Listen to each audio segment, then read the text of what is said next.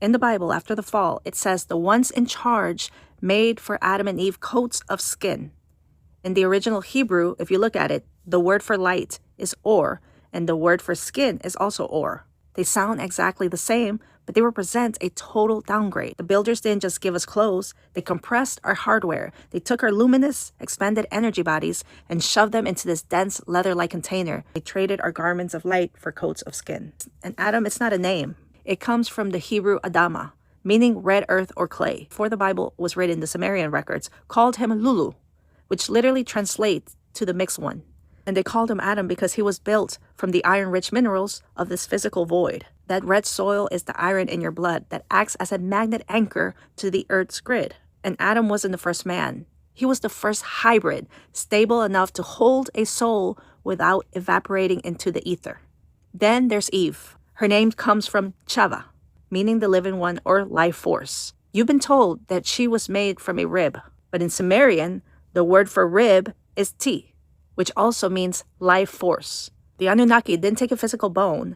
They took the Ti, which is the genetic code, to create the female version that could replicate the suit. So they built a biological motherboard so the sons of light would keep being born into prison without having a lab to manufacture every single body. Eve was the automated production line. Ever notice how in Genesis 1:26 it says, "Let us make man in our image"? The word used is Elohim, and in Hebrew, the I am suffix makes it plural. This wasn't a single creator, it was a council meeting. This was the Anunnaki deciding to graft our high-frequency souls into clay. When they say in our image, they mean they gave us their upright form but kept us a slave frequency. When they mixed the clay, they used a specific grounding wire, the rhesus factor. 85% of the people have this primate marker. It's the ultimate magnetic anchor to this 3D grid. But all RH negative types, A minus, B minus, AB minus, are the glitch. They carry a version of the suit that lacks that specific grounding wire. Your RH negative, your coat of skin is thinner. Your light leaks through the cracks because the anchor didn't take.